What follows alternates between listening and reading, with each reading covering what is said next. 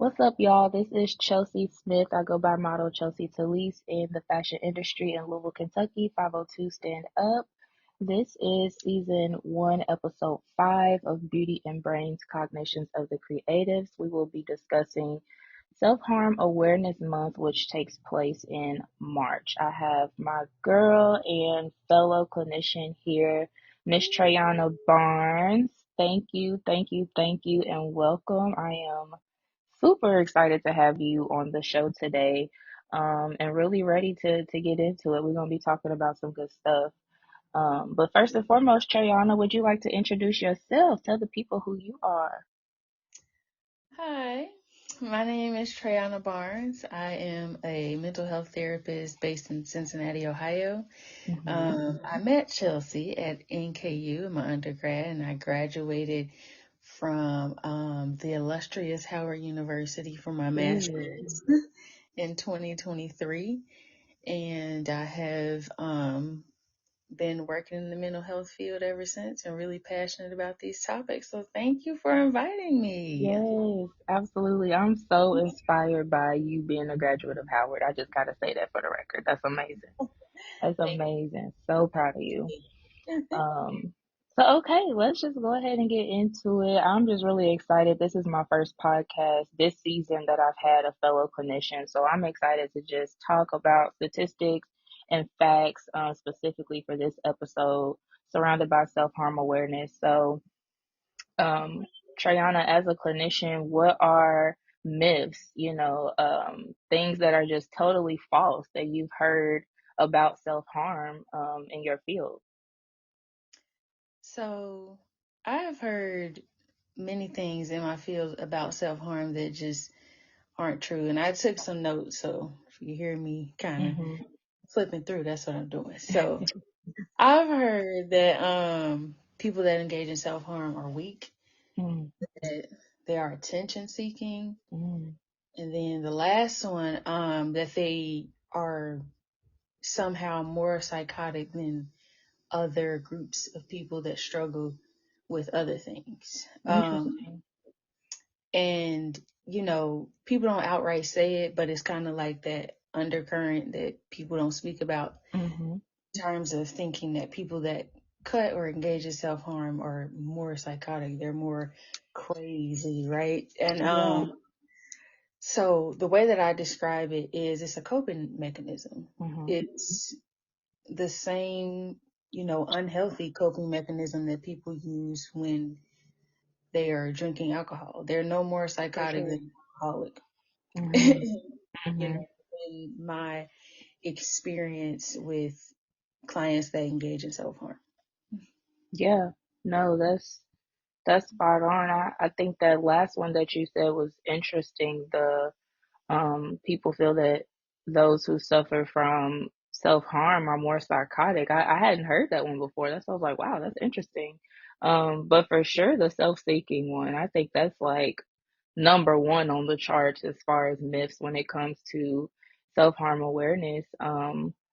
And I think as clinicians, we both know that it's due to the need for emotional regulation Yeah, for sure. in some type of way, shape, form, or fashion. That is what those who use self-harm as a coping mechanism, that is what it is typically designed for, So I appreciate you sharing those myths because I learned something new today. Um, Yeah. so how about reasons why someone would feel led to harm themselves? The reasons that I've seen that people tend to harm themselves is abuse. Hmm. Often, I mean, a lot of the times it's depression. And another one that I feel like a lot of people aren't talking about is the feeling emotionally numb. So this Yes. is where I kind of want to plug in my personal experience. Hmm. Um, a lot of people, I don't share this with my clients, but a lot of people in my life and professionally are kind of surprised that I engaged in self harm. But Hmm. I I have in the past. And so I have personal experience with knowing how it feels to be depressed and feel emotionally numb. And Yeah. self-harm can be the only thing that connects you to your humanity. Mm. Um, and it's not just me. I've heard clients and other people that are talking about the subject saying like, I didn't feel anything, and the only time that I felt something is when I was cutting or when I was, doing something Yeah. else.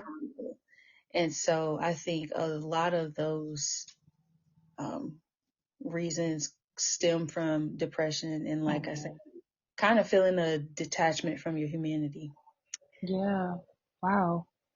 Well, first of all, I didn't know that that is something that you have struggled with in the past. So I appreciate you being open and sharing that with us. And I think what you're saying of what they did for you kind of highlights, the need to want to stay in the now, or the need to not want to feel your emotions or maybe even gain control of the situation. I do know that a lot of people who indulge in self-harm is also like anti-disassociation, like we disassociate when we are mentally exhausted, whether that is from a relationship, a situation, or just internal stress that we have going on. And so it's like, okay, let's bring me back to reality. I'm not here right now. I'm numb. Like you said, you just have those feelings of being numb. So it helps to bring you back to reality in a sense. And so I think you did a very good job of highlighting that. And to add to what you were saying on a different spectrum, some people may self harm because they believe in self punishment. When we get to such a level of depression, our reward and consequence processing has been disturbed. Yeah. Um, I have not personally worked with a client who punished themselves through self harm, but I do know other Hmm. clinicians in our office that has. Hmm. And I do believe that that kind of reward system, like you were saying, is being disturbed. And self harm can be used once again as a coping mechanism and a form of punishment in that way. Yeah, for sure. And I'm kind of spinning back around to um our original question of like myths and things of that nature. I feel that um it a lot of people might think it's gender specific, that maybe only women deal with this more than men. Um and even if that is the case, say that studies show that women have came out to talk about this more than men, but it also shows that a lot of men would be more resistant to even sharing Yeah. And so that. okay, this is good. So I got um I was doing a research study when I was in school, and it was actually talking about suicide. I know this is self Mm, harm, but mhm, it was talking about suicide, and it was saying that women attempt more often, but men are successful more often. Because of the acts that they do to, kill mhm, themselves. It's more of those absolute things like that would kill you for sure. mhm, mhm. I'm trying to see how far we can go on your podcast. I don't want No, girl, come on with it. Come on with it. Come on with it. to. Okay. So, men will do the things like, you know, a shot to the head or like Mhm, running into a wall, like with their car kind of thing. Yeah. Like, and I think it just really highlighted, that study really highlighted um, how long men go before they tell someone that they're suffering, Ooh. and it causes them to take these very absolute steps when they attempt to kill themselves. Yeah. And very aggressive. Very aggressive. I I do agree with you that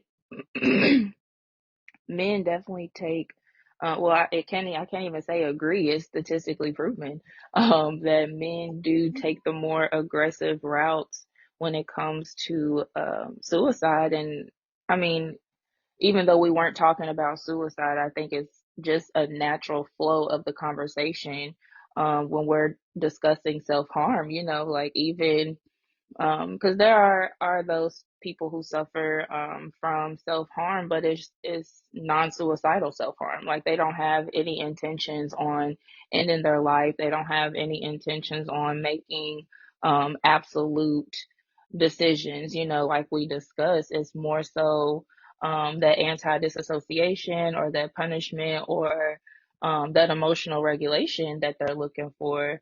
However, as far as how self-harm may correlate with suicide, we are still building a tolerance level for our body's pain.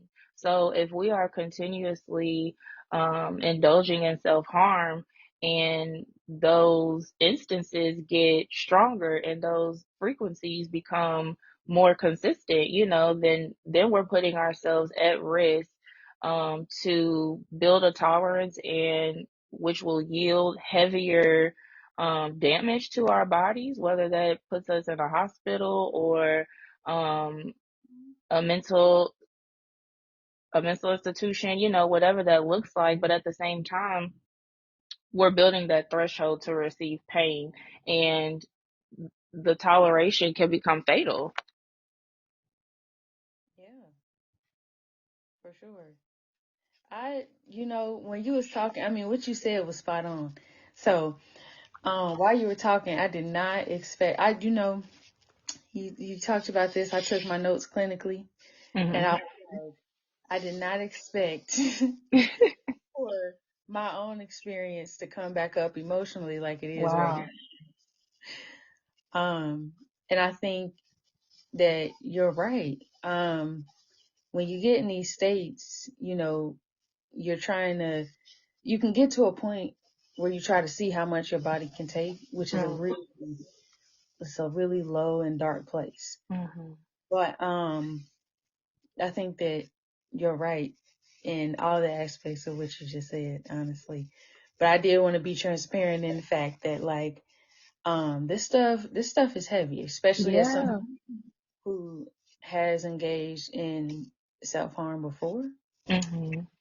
And to anybody out there that is engaging in self harm, I just want to say that there is hope, regardless of what you're coping with, no matter what your reasoning for self harm is. Um, there's always hope. And if you do start to think about suicide or ending your life, know that there are resources out there to support you.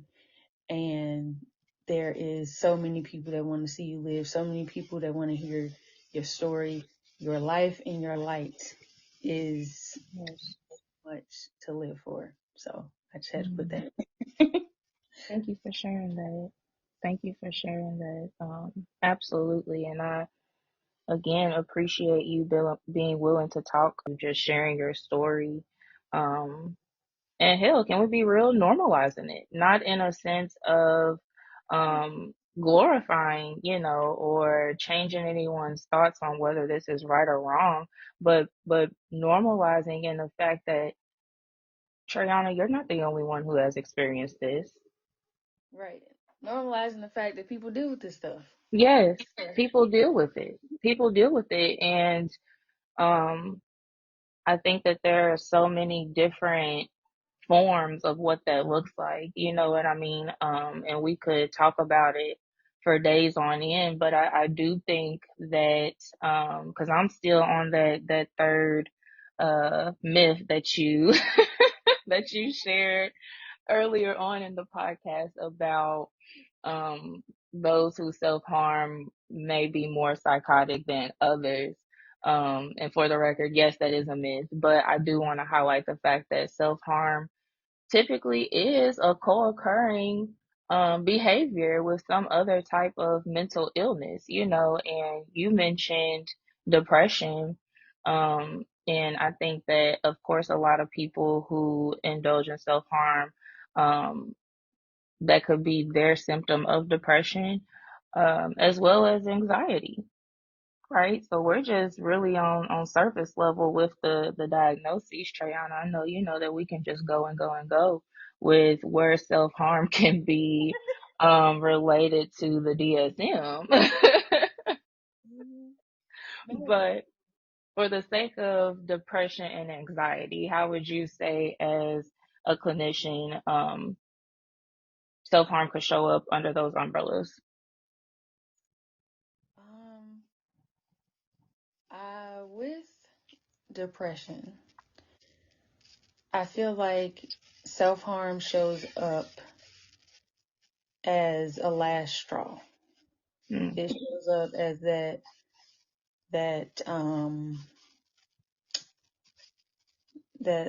this is my last leg. Like I mm-hmm, tried every other coping skill, none of them are working. mm-hmm, And self-harm is the way that I'm gonna cope with this. It's like it's that coping skill that works when all coping skills have not worked. mm, For those that don't know what a coping skill is, it's the skills that you use or the strategies that you use to assist you when you need to feel, calm, happy. mm-hmm. When life is getting stressful, it brings you more peace, more dopamine. So Yeah. those are coping skills. But and it's that thing that gets you through. Mm-hmm, That's what I see as far as depression is that it's usually like that last leg that my clients are using it for. Like I mm-hmm, said, I can't speak personally to anybody that has used it as a form of punishment yet. I'm still a fairly new clinician. I've been mm-hmm. here for about a year and a half. So I have not seen that yet, but I have seen numerous times where people have used it as like, this is my last chance. Like it's the only thing that's making me That's feel gonna connected. bring me back. Yes, they're connected. Mm-hmm. That's what I'm Yeah, saying. yeah, I agree. I agree. The last straw, the last resort, something that may give me a wake up call, maybe. Yeah, Um, I think for anxiety, but also PTSD, um, yeah, the behaviors of self-harm might look more impulsive, like punching a wall or banging your head on your steering wheel, when you're driving. Um, Risky behaviors, could possibly be a form of self-harm, depending on how you look at it and what the intentions are behind it.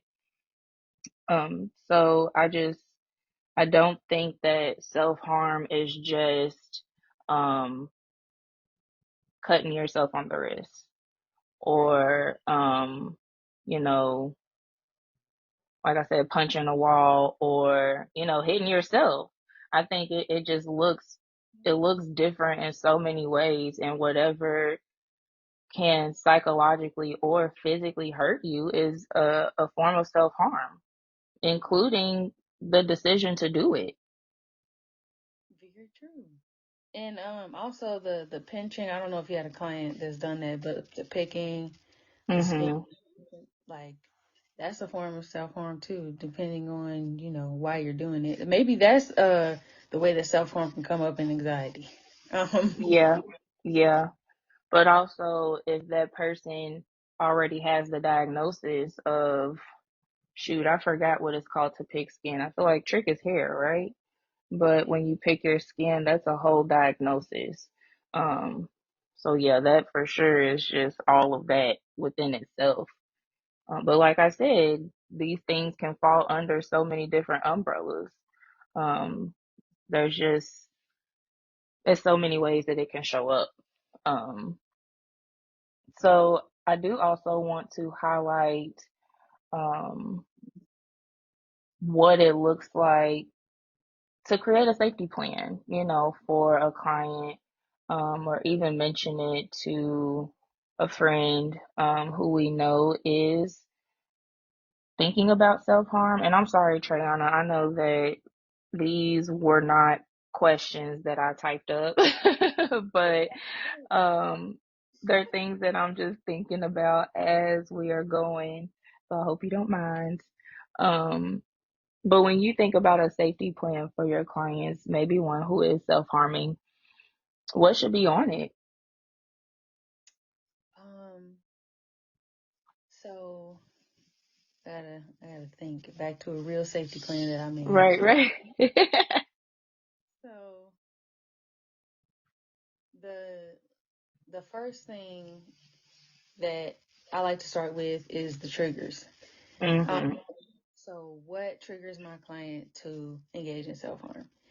I like to talk through that with my client and make sure that that's clearly listed on their safety plan at the top so Yeah. that they know when these things come up, when I'm around these people, when I'm experiencing these things, I am more likely to self harm so that they know that they probably need to start preparing resources, that they need to get in the mindset to talk with somebody just so that they can prepare themselves.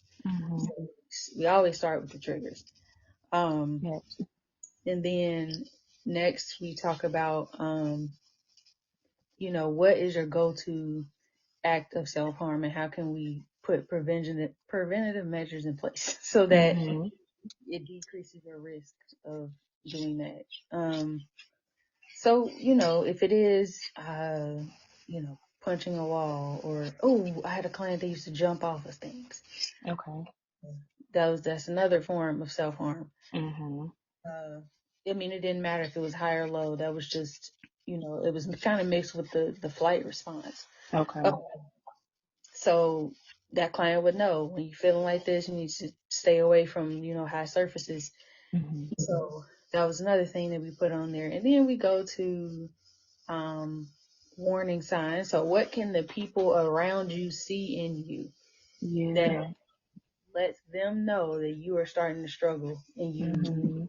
are about to engage in self harm? So, whether that's like crying, whether that's isolating yourself, whether that's having an attitude, you're starting to become combative, whatever that is. What are the signs that other people can catch? Mhm. Um, And then we got the coping strategies, of course, what are Yes. the things that calm you down, rather that's deep breathing. I mean, playing the video game, uh, working out, Mhm. Yeah, what, anything. right, anything. And then the last thing would be like, of course, emergency services. If, Mhm. you feel like you need to be hospitalized. So like crisis lines, 988. And before we get to the crisis line, because crisis is like last resort if you just can't stop yourself from self Yeah. harming. Yeah. So before that, you want to reach out to your supports. So Mhm. your people, your mom, dad, cousins, best friend, mentors, whoever it is that you feel comfortable sharing. Like, hey, I'm experiencing this, and I might need you to talk with me for a little bit, whatever. Mhm. So it's your supports and what you want them to do in this moment. And then last resort, if you just cannot stop yourself from self harming, that's when you call the crisis lines that are at the end. Yes. Oh, you did it. Oh, Miss Barnes, thank you. You flew through that all smooth. She good at her job, y'all. She good at her job. No, but that was spot on. For anyone who may be experiencing self-harm, that's typically what it would look like if you were to talk to a clinician about it. Like you said, Trayonna, triggers is typically where we start because we need to know what is it that's putting you at increased risk for indulging in self-harm again. So once we get to a point where we can I ain't gonna say remove our triggers because that is a challenge. I'm not saying it's impossible, but to minimize them, like whatever we have control over, how can we minimize how much we're triggered throughout the day? I feel like that's hard. Yeah, it is. Because you have no control over like rather triggers happen or not. Like Right, right. you have zero Ooh. control. All you can do is respond to them the best that you can Mhm. and cope with them. And it gets easier over time to where you're not being as triggered, but it's like Yeah. you step it even when you aren't getting as many triggers, you still can't control triggers. Mhm. Right. Like it's better, but they still happening. Yeah. Yeah, for sure. But I think, and I'm just kind of highlighting the fact that that is the initial step, in a safety plan is identifying your triggers. However, don't be alarmed if, after you've made a safety plan that you're discovering more triggers for yourself. Because depending on where we are in life, where our levels of trauma lie, what our day-to-day stressors look like. I think stress is just a catalyst for a trigger. Like I am more it's more probable for me to be triggered if I'm having a stress day. Oh, yes. When the threshold is low. Baby, I already didn't have enough to give this morning. And the triggers is just rolling in. Yes, ma'am. Yes, ma'am. But saying all that to say, oh, go ahead. No, I was gonna say at the end of my safety plans, I always put like inform therapist if Hmm. if safety plan needs to be revised. Like I Yeah. let them know like this is the working document. Like we can Hmm. change it, we can add, we can take away. Like let me know if you Absolutely. realize that driving down the street seeing whatever is a new trigger that we need to Hmm. prepare for because Yeah. it happens like that. And I think it's safe to say too that it's possible every trigger will need a different coping skill. Mhm. Like I don't think it's fair to coping skills that we we use them as a one for all. Like if I am feeling depressed, if I'm feeling anxious, if I am feeling um down on my confidence, then I could just do this one thing. And don't get me wrong, that might be how it works for some, and that's awesome, but I'm just putting this out there that it's okay to have multiple coping skills. You're right. Yes. Yes. And this is a side step, but it still applies. Just to like give an example of what you're talking about. I was working through a grief plan with one of my clients about 2 weeks ago, and Mhm. we made for like four coping skills for each feeling that my client was dealing with. So it was Yeah. like for when you feel depressed, do this. When you feel angry, do this. Because the stages of grief. Uh, Mhm. when you're feeling, like you want to bargain with God, do this. Like, Oh, that's good. listen, each feeling need about four options. Yeah, for sure. For sure. I love that. I love that. The last thing we need is to be confined to something when we're stressed or depressed or anxious. Like it's okay to give yourself an option as you're trying to cope. Like, if all I have to do is my Nintendo Switch, I ain't gonna do it. I ain't gonna play with it because that's not what I want to do right now. What if I just want to listen to music instead? What if I just want to take a walk instead? Right, Coping definitely. skills are forever, y'all. As Right. we evolve, they will change, or just with every situation. So I just wanted to highlight that. And one more thing, as far as safety plans go, I think it's also important to establish our safe spaces. And that's typically a space that you can go that will help you emotionally regulate. If that means that you go to a park that you really love by your house, if that means you go to, um, I don't know, a store, retail therapy, hello. But that may bring you some nostalgic feelings. If you go to a family member's house, if you go to the coffee shop down the street, whatever that looks like, but being able to have a safe space that other people can also identify as your safe space in case anything happens as far as communication. If someone's worried about you, they know where they can find you, or they at least can narrow down the options on where you could be, you know? Man, and so I was thinking about that last coping skill in safe spaces, and I wish my goal one day and just a dream would be if the church could be a safe space Mm, for people that are struggling with self harm. Because yeah. that last myth, honestly, I hear that the most from um, religious people that Okay. dealing with self harm, Mm, maybe more psychotic. But I wish that like more religious spaces could be a safe space for people. That would be that would be nice. Not just yeah. like Christian churches. I mean, just like places of worship in general. I don't know if I Hmm. see that very often. Yeah. I agree with that. More spaces. And I think that society has kind of put us in that predicament of really just focusing on the homeless who Hmm. possibly are struggling with mental health issues as well. But as far as just a facility that strictly caters to mental illnesses of this sort, that's a nonprofit, that's an agency, that's, you know what I'm saying, 10 toes down for this specific um mental health slash um public health issue. Let's keep it real. Um, it's just not a lot of resources out there, and I do think that that would be a great place to start is the churches for sure.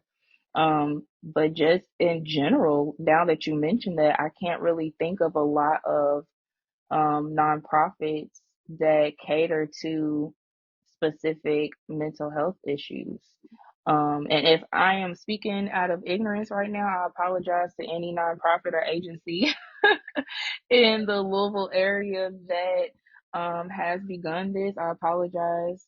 Please reach out so I can be aware of you as a resource and use you all as referrals and etc. However, I to my knowledge, don't know of a lot of brick and mortar resources in the community for mental health issues. Me neither, not in the Cincinnati area. So if you hear anything, please don't gatekeep. Hmm. Let Right, us right. know that I can plans. You can reach Yes, out. we want to know. We want to know, y'all. Yeah. So please let us know. I want us, like I said, that dream again. I'm a dreamer, I Chelsea. know that's right. I know Dreamer. that's right. I Hmm. would love to see us be less afraid of this topic. Mm, Um, because and I think that's why we don't see many agencies, loud about it. yeah. I think we're just afraid. We don't know how to address it. Hmm. And so whatever we can do as clinicians, so I guess this is more so for clinicians that are listening, whatever we can do to, you know, break the stigma and start talking about this more, let's do it. Because there is a lot of people struggling Yes. with self-harm, either by itself or self-harm and suicidal ideation that we Mm, do need to start addressing because just like the AIDS epidemic, right? Like nobody talked about it mm. and everybody was getting it because Yeah, because nobody talked about it. nobody was talking about it. We weren't sharing resources, we Yeesh. weren't sharing information. But once we started talking about it, the numbers went down. Mm-hmm.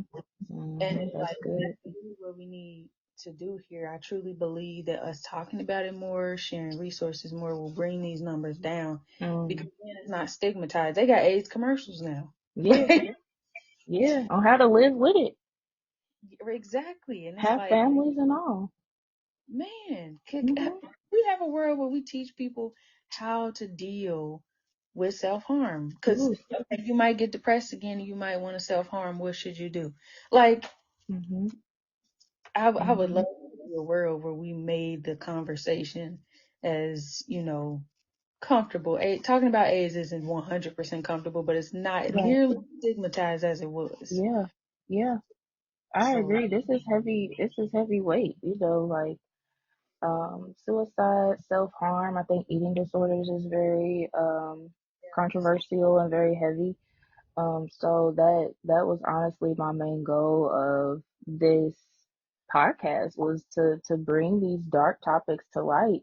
Um, because the last thing that we need to do is isolate those who are suffering, or just make it seem that it is so off the wall or off the charts to do. Um, I don't ever want nobody to feel alone, especially when it comes to dealing, period. Just when it comes to dealing with whatever you got going on. yeah, So my whole point of this, and I thank you so much for coming on here to highlight this topic in specific with me.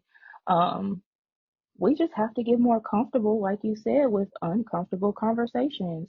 And these are not just the uncomfortable conversations um, that help you to get over a fear of talking about it. These are uncomfortable conversations that will help you to help yourself or somebody else. exactly. Yes.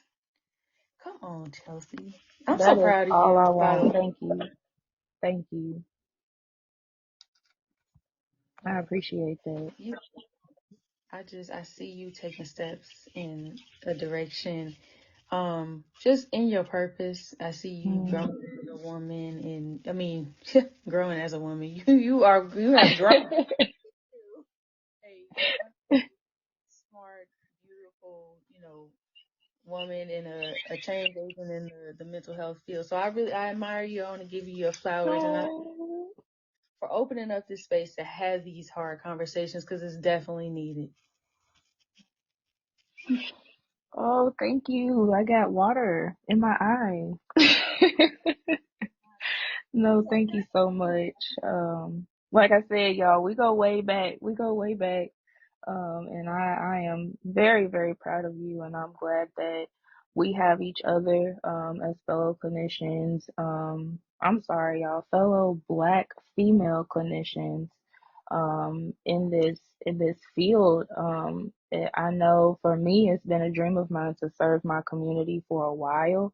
And I would imagine it's similar for you, Trey. So I just think that we are doing what we need to do.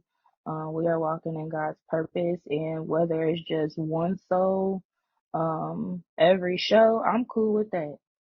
I'm That's cool with that. That's plenty. totally fine as long as I reach somebody, and help just gap the bridge the gap between what we know and what we don't know, what we're biased about, what we are resistant to. It's a lot, man. So I'm just ready to talk about it. Yes. And if it pricks your heart to bring me here again, I would love to come back. Oh, I love y'all. I've heard that at another podcast. It says if you want to come back, if you let me come back, I will, and that makes my little heart smile because I really I do enjoy our podcast, and I definitely enjoyed this one together with you, and I would absolutely love to have you back. Um, so we'll go ahead and wrap up. This is season 1, episode 5 of Beauty and Brains, Cognitions of the Creatives, with myself, Chelsea Smith, model Chelsea Talise, and Miss Trayonna Barnes, social worker, licensed social worker, author. Did you write a book? I am writing a book and You're I'm writing a book. yeah. The counselor's pen. So I've published a blog. So yeah, I got a lot of literature coming up. Yes. So y'all follow me, Trayonna. Yes. Yes, ma'am. Yes, ma'am. Please pop your shit. But no, I appreciate you very much. I really enjoyed this podcast. Y'all don't be surprised if y'all hear Trayana again. That's all I'm saying. That's all I'm saying. We already been talked about it a little bit. Y'all heard it. Um, so again, I thank you, beautiful, for being here and sharing your experience and your knowledge and your wisdom. Um, thank you, everybody who's been listening thus far. You will be hearing from me again